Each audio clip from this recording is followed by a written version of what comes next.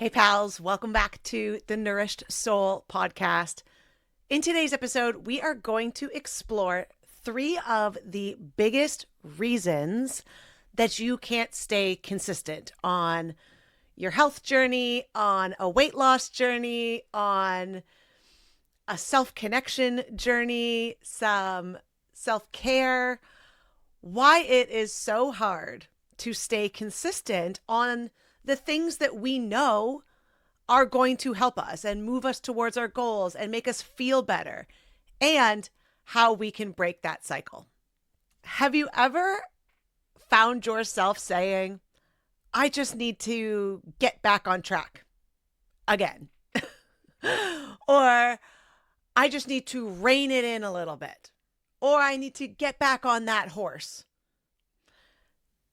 If you've ever had success on a health journey, a weight loss journey, if it ever felt like you were in a really good groove, you were in a great routine, everything just felt easy, you were consistent, you were just feeling on top of your game, you know what works best for you probably by now and what makes you feel your best. Maybe you've even had amazing results in the past. Maybe you've managed certain health conditions. Maybe you've lost weight. But now, no matter how hard you try, staying consistent just feels impossible. One good week, then you fall off. A couple solid days, then it's back to square one again. And it leaves you feeling so frustrated, so defeated, and questioning, like, what's wrong with me? Like, why can't I do this? I've done it before. And that's really where the frustration comes in, because we've created evidence that we can do this. So what's wrong with me now? The truth is, nothing's wrong with you. You're not a failure. You're not broken. It's not about discipline. It's not about willpower. It's not about gripping into self-control. There are actually some really common and really, really sneaky reasons why consistency just feels like it's always slipping through our fingers. And once you understand them, once we have awareness around them, we understand them more, you can finally start to feel like you're breaking free of that just exhausting cycle. So in today's episode, we are going to explore, I'm going to share the 3 biggest reasons that I see in my coaching practice why you can't seem to stay consistent, and more importantly, how to shift out of them. And these aren't just surface level fixes, okay? You don't need to have someone else tell you, like, just do some meal prep and try harder, and you must not want it bad enough. Oh, that is the worst. That one is just the worst. You must just not want it bad enough. I have had clients come to me where other coaches have said that to them, like shaming them into being more disciplined and consistent. And when we're talking about sustainability, if the root of anything that we're doing comes from a place of shame, it's never going to last, and it's never going to feel good while you're in the process, which makes us not want to do the process, which means it'll never last. It's this ridiculous cycle. So we are going to dig deeper today into both the tangible struggles and the intangible patterns that might just be holding you back. Because the truth is, consistency isn't about being perfect. And so often we, whether it's conscious or unconsciously, we seem to make those two words and our understanding of them synonymous. We know maybe deep down, like, oh, just because I'm trying to be more consistent, it doesn't mean I have to be 100% perfect. But the second that we slip and the second that we're not 100% perfect, things start to fall apart. Things start to spiral, and we tell ourselves we're not consistent. We beat the shit out of ourselves for it. So this really isn't about perfection. We're never going to be perfect. Like, get this in your head right now, okay?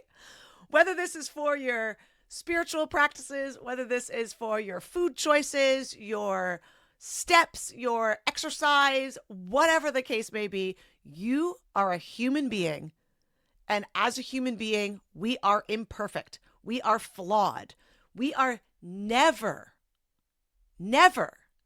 going to be 100% perfect. And that's actually really beautiful because we're not meant to be. And we learn through this process so much more if we invite grace into this conversation with ourselves, into this relationship with ourselves. That yes, overall, I want to be consistent in these certain actions, in these certain thoughts, in these certain feelings and behaviors, but it doesn't mean that it's going to be perfect all of the time. So if we're able to just right off the bat release this need for perfection, then we can focus on the parts that really actually matter. Because it's about building self-trust. It's about creating safety in your body and really supporting your mind and your soul along with the foods that you're eating. So whether you have been feeling a little bit off your game for a while now, or if it's just been a really small season of your life, if you are tired of restarting again and again every Monday or at the start of every month or after this event or that event, then I'll be able to start taking care of myself. Then I'll be able to get back on track. Then this episode is for you. If you're ready to just start feeling like you're getting back into that groove, a rhythm, feel steady again. And the first reason that we really struggle to stay consistent, the big one of the big ones, we have talked about this countlessly, but it comes up nonstop nonetheless, is the all or nothing mindset. I think we all have a bit of this within us. It's just sort of on what sort of spectrum, how much. I am a self-proclaimed all or nothinger, although I've done so much work on it that I suppose I can relinquish the title of being the queen of the all or nothing mindset. But this is the number one thing that I help guide my clients through. Easily. This is what people come to me with, and we all know how this goes. You're either fully on your plan, you're weighing and tracking and hitting every single macro, and you're doing the meditation and you're journaling and you're exercising and you're getting your steps in and you're intermittent fasting and you're drinking all the water. Gosh, that feels like exhausting to even say. Or you're completely off. Eating all of the carbs, all of the sugar, all of the processed food, all of the junk, telling yourself, I don't have time to do that. Telling yourself, I don't really care. Just sitting on the couch, scrolling your phone instead of meditating or journaling. Telling yourself you're just too tired, that I just want to binge this Netflix series instead of going to the gym or getting a walk in, right? I'll just start again Monday. I'll just have all the things this weekend. I'll do no activity, no movement. I'll just start again Monday because I'll come up with a plan for Monday. right? And there's no middle ground here. And when you live in that black or white space, you're setting yourself up to constantly swing between the extremes.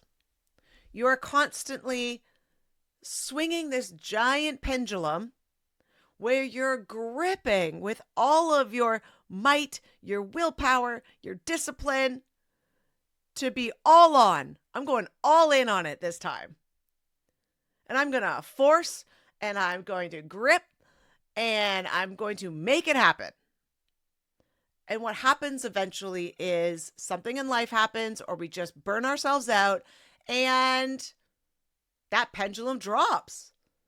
And it swings to the other side where we have absolutely nothing left in the tank to give a shit. And we do nothing until we feel so badly about ourselves that we're like, I got to go all in again. It is so extreme, and we will constantly swing back and forth until we actually address this pattern. This is why so many of us feel like we're just constantly starting over for years. You have a great week, and then one slip turns into a spiral. You grab a cookie at work because there's always all this food in the lunchroom. And suddenly the whole day feels like a write-off, like a failure. So you just say, screw it. Like, I might as well order pizza tonight because I've already had the cookie. It is exhausting. It is stressful. And honestly, it makes food way heavier than it needs to be. We are giving food so much power.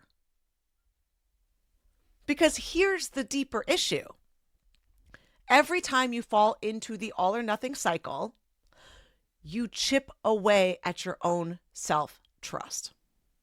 You start believing that narrative. You start believing that story you're telling yourself that I'm just someone who can't follow through, that I always mess it up, that I'm only good, quote unquote.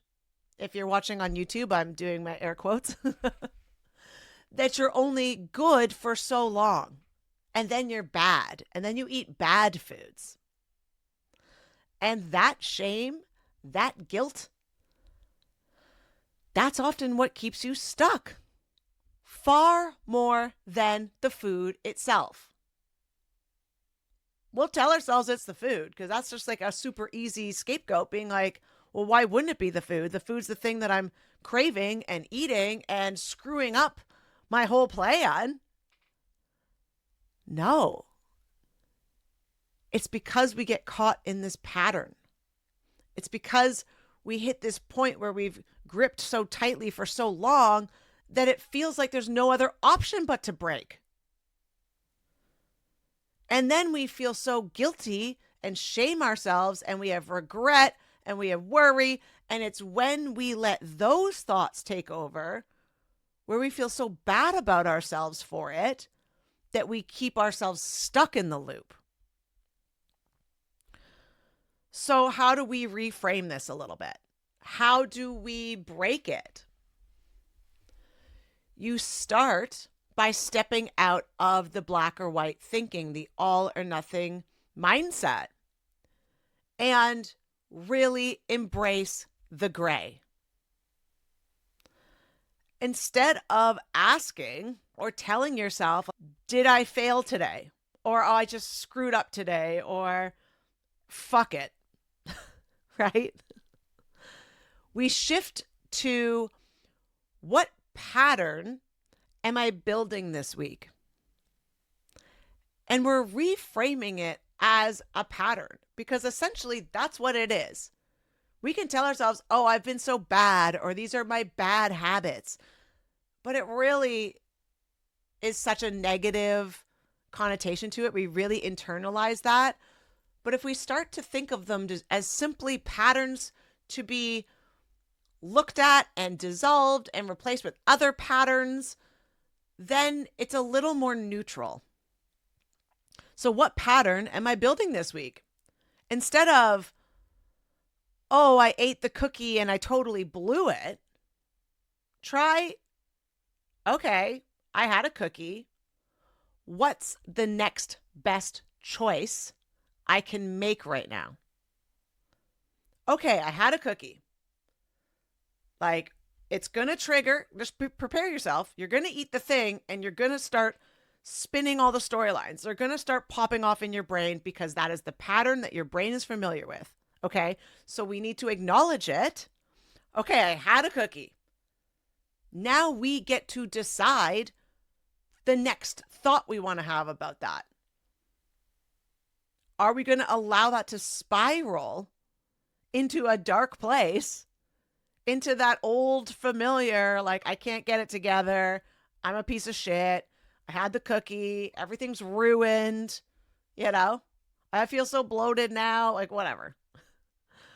Or can we invite some grace in, some reality in, feel a little more neutral about it, and feel more empowered by our next thought and our next choice? Like, okay, I had the cookie, not ideal, not what I was aiming for, but the whole day's not ruined.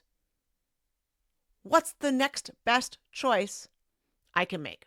At my next meal, when I'm hungry again, what's the next best choice I can make? What's the next best choice I can make right now? Well, to be honest, it's to simply just move forward. Drink some water. Like, don't allow it to fester. It's when we get in our head and allow it to fester, you are totally lowering your vibrational frequency. You are bringing yourself down, which is going to trigger you into making a poor choice for your next choice. Because the vibes are so low. Because you've beaten the shit out of yourself. Because you feel so awful about it. When really the fastest way to get over it is to just go through it and just say, I'm moving on. I had the cookie. Not ideal. What can I do next? What's the next best thing I can do? Because consistency, again, will never come from perfection. It comes from giving yourself grace to keep showing up even when things get messy, because this is life. This is real life. Let's stop pretending that we're going to be perfect at it, because that's just keeping us stuck anyway and making us feel terrible about ourselves. So life's going to be messy. I'm still going to show up anyway. If I can't be perfect, I can make the next best choice. And I'll start to build consistency from there. And the more you practice that, choosing small, doable, achievable wins instead of impossible standards, the faster you rebuild self-trust. And once you rebuild self-trust, consistency starts to feel steady again. Not like you're walking this tightrope that you're always about to fall off of. The second reason is using willpower, or believing willpower is going to work, instead of addressing the root cause and really doing the work around the root cause of the issue. The reason why consistency can feel so hard sometimes is because we're simply relying on willpower. We're not getting to where this issue is actually coming from. We just think if I try harder, if I grip harder, if I say no hard enough, if I push away those thoughts, if I wish it away, then I'll be strong enough and have the most self-control to get through it. If you're watching on you, I'm like literally gripping my fist. There's like no other way to like describe this because we've all been there. We know those moments where we're trying to just use the most amount of willpower. We're trying to resist. We are putting ourselves in a state of resistance. And here is the thing about willpower. It's not something that you have. Okay, it's not like a tangible thing that you have. Willpower is actually more like an emotion. It ebbs and it flows. We have a higher resource of willpower earlier in the day than we do towards the end of the day because willpower runs out. Just like our patience, right? Just like our energy. So if you notice, especially at night, when you're tired, when you're stressed, and your brain at that point has already made like 60,000 thoughts and like 20,000 decisions for the day, all day long, this is when cravings tend to hit. This is when our bandwidth is so low, our capacity to resist, to use that willpower is at its lowest because it runs out. You've had a long day. You're finally sitting down. You're finally getting a moment to yourself. Maybe you just put the kids to bed and you're like, oh my gosh, yes, it's me time. I'm going to sit down. I'm going to sip some water. And then next thing you know, you're like, I'm kind of feeling like I want a little treat. I'm kind of having a little bit of a craving. And it's because you feel like now's my time. Now I get to snack on something that's going to make me feel good and bring me joy, right? Suddenly you want that glass of wine or something sweet or salty or crunchy or whatever, right? Like we've all been there. And you might tell yourself, just resist, push through this. You've got more discipline than this. You're being consistent. You promised you wouldn't. You're not allowed. But what usually happens is that the food wins. And then you feel really awful about yourself, like you've lost control. And underneath that is an even heavier feeling because it's that sense that I know better. That I know better, but I just can't seem to do better. And it feels like food has all of this power over you and that you have none. That you're just on autopilot and these things are just happening and you can't seem to get control over it, which can be really discouraging. But if you believe that the only tool that I have is willpower, you will keep failing at it. And of course, you will start to feel really hopeless. If we think that the only way that we're going to get through this is to grip tighter and use more willpower, we will always feel like we're out of control around food. We will always be giving food way more power than it deserves. Because it's not the right tool to be using in that moment.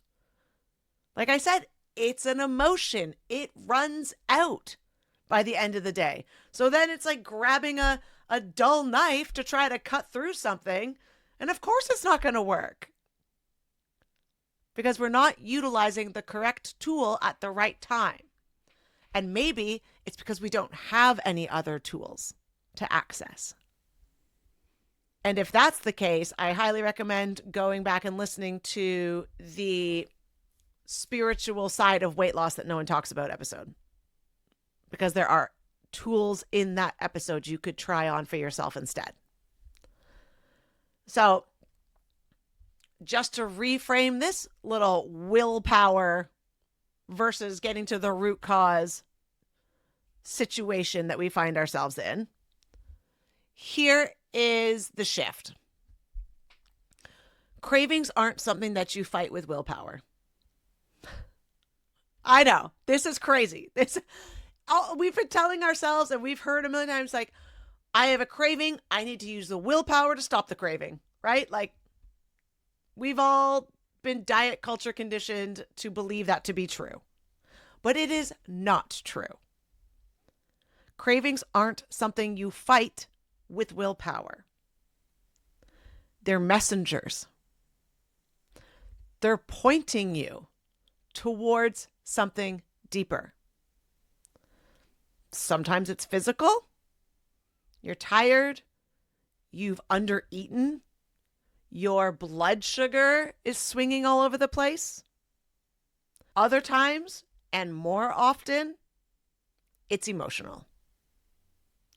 You're stressed. You're bored. You are literally just trying to soothe yourself. Right? Remember I said, it's like, this is this moment for me. Like, I'm going to have a snack and it's going to bring me joy and pleasure. And I'll just feel so content and happy in the moment I'm eating this thing.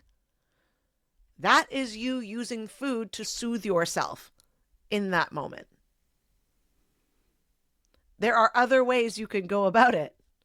But because we've repeated that pattern so many times and we've used this coping mechanism so many times, it's just become our default. It's the go-to. So the key is never to just try harder or to rely on willpower, but to actually create a pause before we start eating. Before that first bite, we practice a pause because we need to dissolve this pattern by slowing the entire pattern down. Because so often it happens so quickly because we've done it so many times that it's just autopilot. Next thing you know, we're like eating the things when we just have to slow it down a little bit. Practice a pause. Notice what is happening.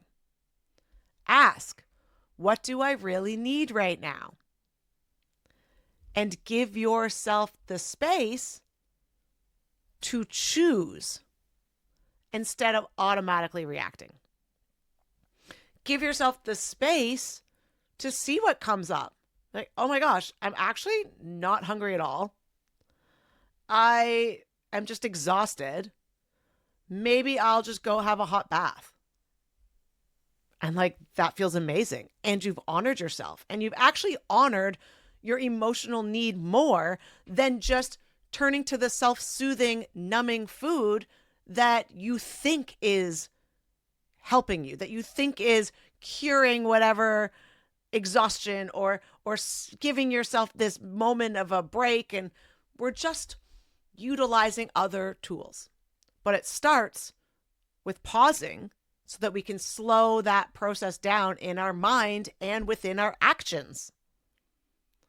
And the more you practice this, the less you'll need willpower because you're building genuine awareness around your physical hunger cues, around your energy levels, around your emotions. You're strengthening your ability to meet your actual real needs. Whether that is food, whether that's rest, whether that's comfort, without just defaulting to this autopilot pattern, without just going through the motions of this cycle again and again and again. The third reason consistency just slips through your fingers is because you're only focusing on the food and not supporting your whole self, body, mind, and soul. Here's what I mean by that.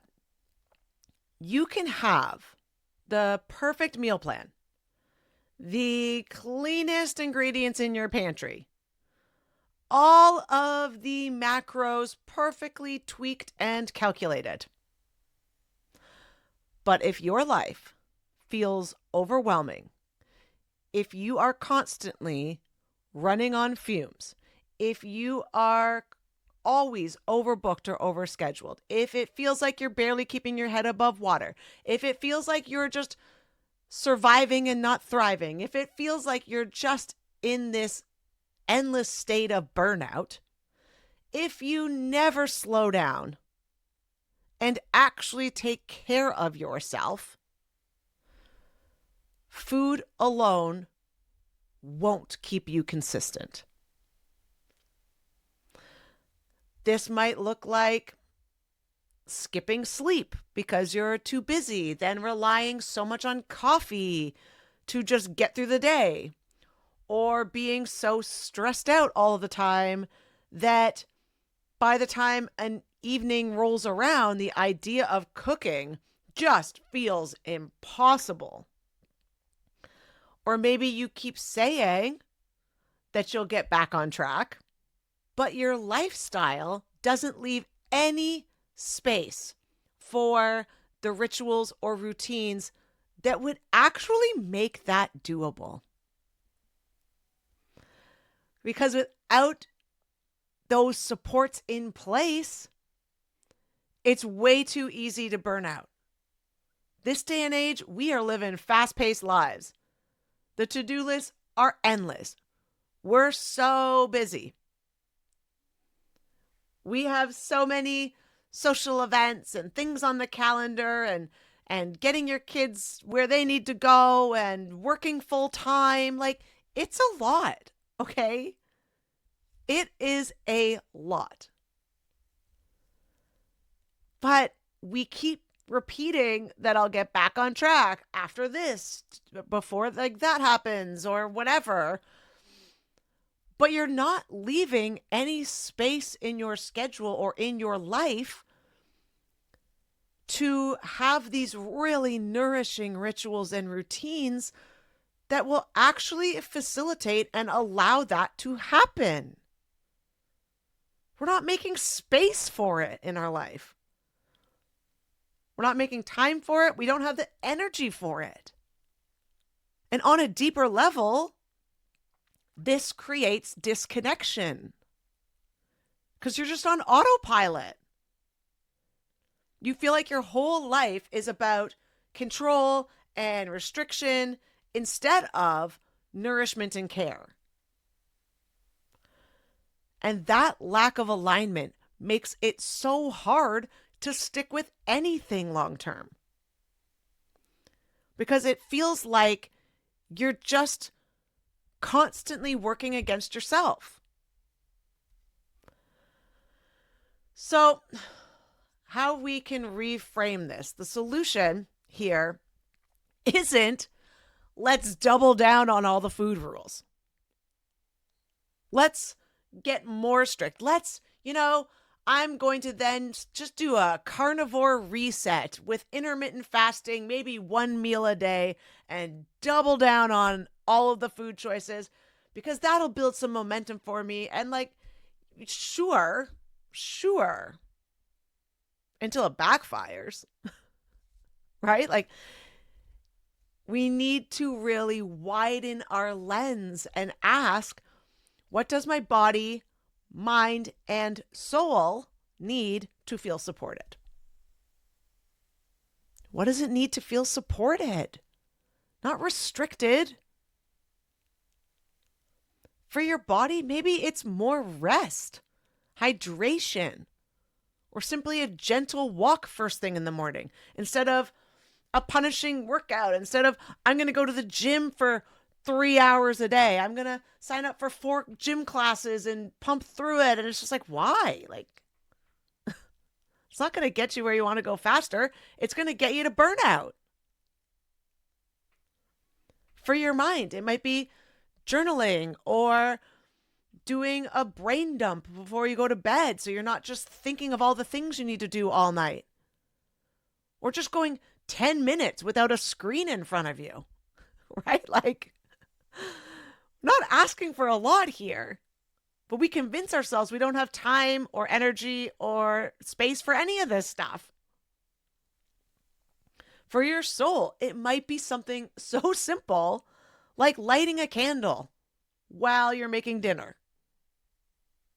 Taking a breath of fresh air first thing in the morning, or just having a moment of stillness in your car after the workday before you go in the house.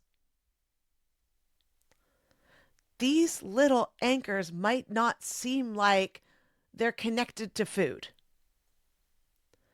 But when your nervous system feels safe, when your body feels cared for, when your soul feels nourished, staying consistent with food actually becomes so much easier.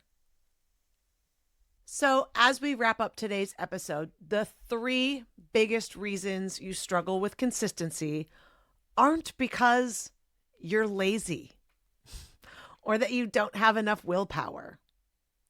It's because you're stuck in the all or nothing mindset, the all or nothing cycle, the all or nothing pattern, whatever you want to call it. You've been relying on willpower and really gripping into that being the tool that's going to get you across that finish line instead of actually addressing the root cause. And number 3, you're trying to change just the food without supporting your whole self. And the beautiful thing is, every one of these things can shift. You don't have to overhaul all of it overnight and change your entire life by tomorrow.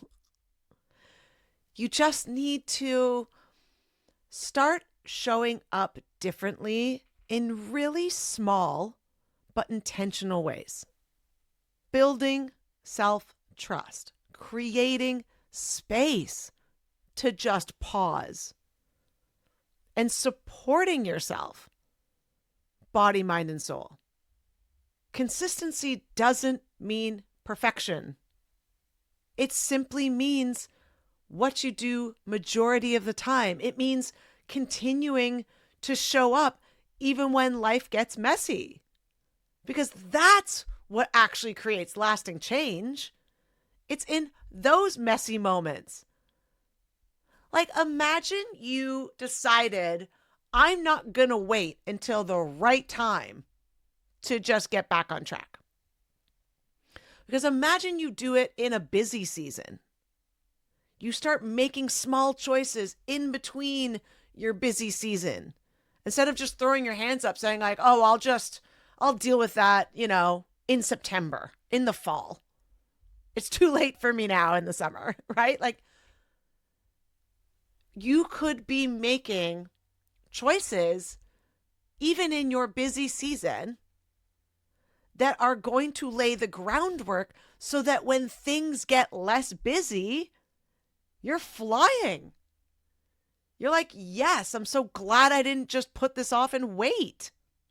This is your life. This is a lifestyle. We have to understand, in reality, nothing is perfect. So we cannot hold ourselves to this expectation of perfection, and anything less than that doesn't count. It's not black or white. We need to embrace the gray. We need to find the middle ground, and we really need to start showing up for ourselves in these really small but intentional ways. Even if we can't do it all perfectly the way that we really want to, what can you do? What's the next best choice? Where can I pause before I just start spiraling in my thoughts or emotions or down an entire bag of chips, right? And if you're listening to this right now thinking like, God, this is so me, but I just don't know where to start because all I know is what I've always done, which is the same thing over and over, which gets me back to where I am right now, I would love to invite you to explore the Get Back on Track Breakthrough. This is a personalized deep dive where you share your struggles in a simple questionnaire, and I will record for you a custom video walking you through all the patterns I'm seeing, your biggest roadblocks, and your next steps to get back on track. Those small, doable, intentional actions, I offer them to you. So all you have to do is start doing them in a way that actually lasts, in a way that actually feels good for you. You also get a summary PDF so that you can just simply refer back to it anytime. Put it on your fridge. You've got it right in front of you. I've had people that have gone through this process be like, I watched it so many times. I was taking so many notes. Like, you gave me all of the next steps I needed. This is amazing. It's so gentle, but really powerful. And it just stops that spinning and spiraling in the same cycle so that you can just start moving forward with a little more clarity. I will drop the link in the show notes if you feel called to explore it. Okay, pals. Thank you so much for spending this time with me today. I'm so proud of you for pressing play on this episode. Remember that you don't need more pressure. Okay, you need more support. You can do this. You've done this before. You can do this. And I just want to remind you that every time you show up for yourself, even in a small way, you are building that new pattern. You are proving to yourself that change is possible. So if you've been feeling really stuck in a cycle, just let today be the reminder that consistency is built in the little moments, not in doing everything at once perfectly. I hope you found this episode helpful. Keep taking those small steps forward. I am here to walk alongside you every step of the way. I am rooting for you. Thank you so much for listening, and we will see you in the next one.